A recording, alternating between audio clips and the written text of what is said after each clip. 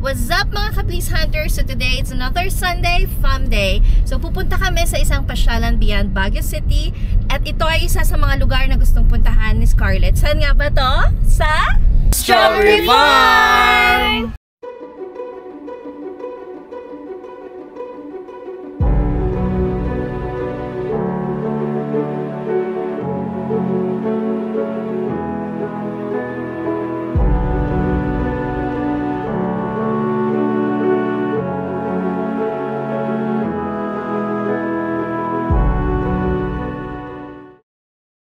Strawberry Farm. Maraming taas nga lang yan, no? Dito tayo. Sigurado. Magbayad sa kadagusan? Magbayad na ng kal? Ano nga ba? 2,000. Ay, magkano? 20? Salamat, Uncle. Nakalimutan naming mag-withdraw. Kaya ako ngayon maglalakad papunta dun sa ATM. Kaso wala akong mahanap. Tinanong ko na yung police. Kaso sabi dun pa sa may Capitol, medyo malayo. Kaya kung ako sa inyo, dapat may dala na kayong cash kasi malalayo talaga mga ATM dito. Alright guys, sa wakas, after so many years, naka-withdraw din tayo. Pabalik na ako ngayon dito sa Strawberry Farm. Pagod. Ito na. Kung magpapark ka dito, pwede dito sa entrance pa lang. Or pwede ka nang dumiretso dun sa dulo. Meron din sa parking spot doon. Pero mas advice ko dito, mas advisable dito kasi mas maraming spaces kaysa dun sa kabila. So yun, dito na ako. Pabalik na ako.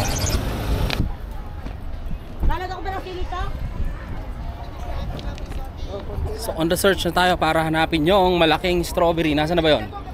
Naman nandyan lang yun eh. Sige lang po. Ay, celery. May libreng gulay. Hi. Ayun, there's the big strawberry, oh. Can you see it? Guys, merong rasyon dito. Tingnan natin kung ano yun. Uy, merong libreng gulay. Daming gulay, oh. Wala pa 15, pero may ng celery. Dito naman. Sir! Salamat, sir! Winner! Celery! Yo, libreng gulay coming from the farmer. Siguro sobra yun. So, look, do you see that? The big strawberry? Can you see it? You see that? Huh? You see the big strawberry? Yeah, later. You will. This is so big. Oh, see? See? So good. Oh, you're not allowed to get inside anymore. Ay. Tubot siya sa loob. Oh, it's like that pala. Like that. Inside.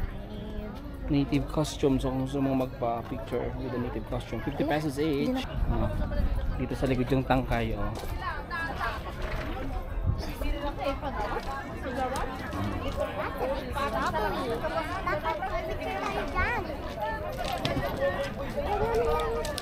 Shout out kay Ate Glirisa kasi nagpapabili siya ng strawberry. Ito, strawberry, oh. Laki.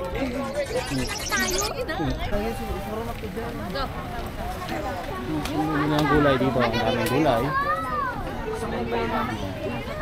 Nandito rin yung mga strawberry. Ano nga, no? Dito yata.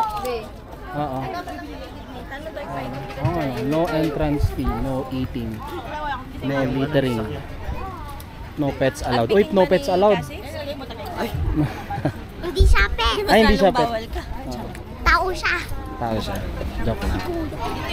Okay guys, so nandito na kami sa sa isa sa mga spots kung pwede kang mag strawberry picking.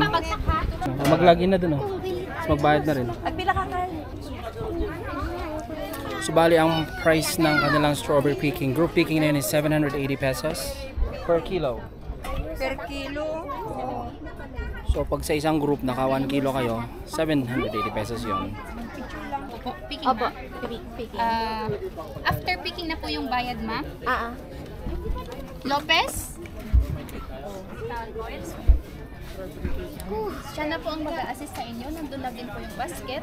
Yes, lahat po nandun. Ay, sige po. Doon na din po ikikilo. Ah, sige, sige. 780 per kilo. Sunod po kayo sa akin, sir, ha? Ano pangalan niya ate? Fema. Pa? Fema. Fema. Lopez. Ayan, Fema Lopez. So, sasamahan tayo ni Ate Fema. Kung saan tayo magpipick up. Oh, Mommy's there, oh.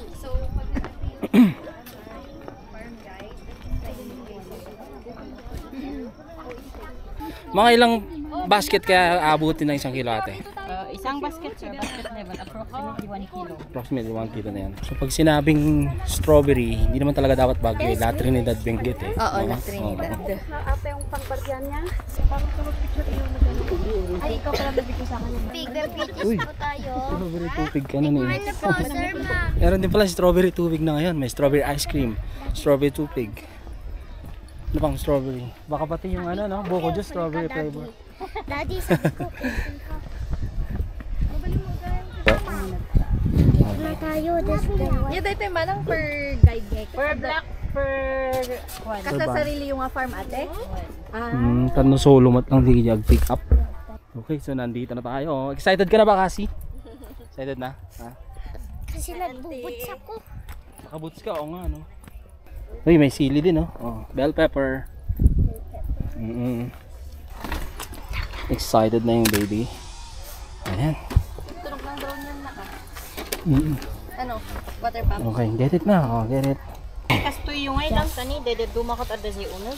Ay, sige. Pinapipintas. Ayan, sige. Dede si unod. Tapos de ready alan yung. Okay, so mag-start na kaming mag-pick ng strawberry. So si Cassie, yan na, oh.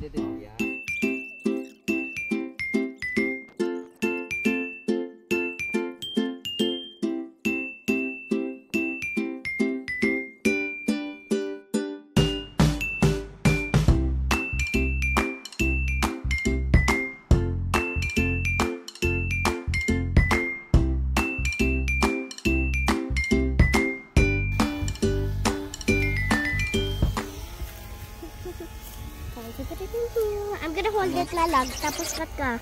Okay na, magtapos na yata, oh. Naka-pick up na kayo marami? 1.79 kilograms ang bayad ni is 842. Ano na natin sa 830. 830. Yes. Ano, 800 na lang? 830. 32 sana. Si Ate Fema, di ba? Yes. Ate Fema. Thank you, Ate Fema. Kaya maganda hindi crowded, no? Oh. Did you enjoy? Did you enjoy it?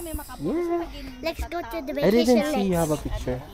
So kung pupunta kayo dito, it's either morning para hindi ganun kainit or afternoon para hindi ganun kataas yung sikat ng araw kasi medyo mainit na rin dito sa La Trinidad Benguet. Ito na yung nakuha namin. So we got how many kilos again? 1.11. 1.11 kilos at binayaran namin ay 830 pesos. So kung hindi ka mag-strawberry picking, how much again? 580? 60. 560? Ay, 520? Oh, mga nasa price na ganun. Nakalimutan ko yung sinabi natin. Pero kung mag-strawberry picking ka, 780. So, choose the experience to pick up the strawberries instead of just buying the picked ones na.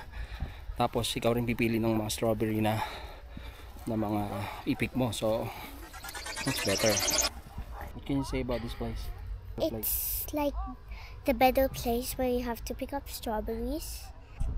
We will go back here again if we don't have any pasok. So see you to the next.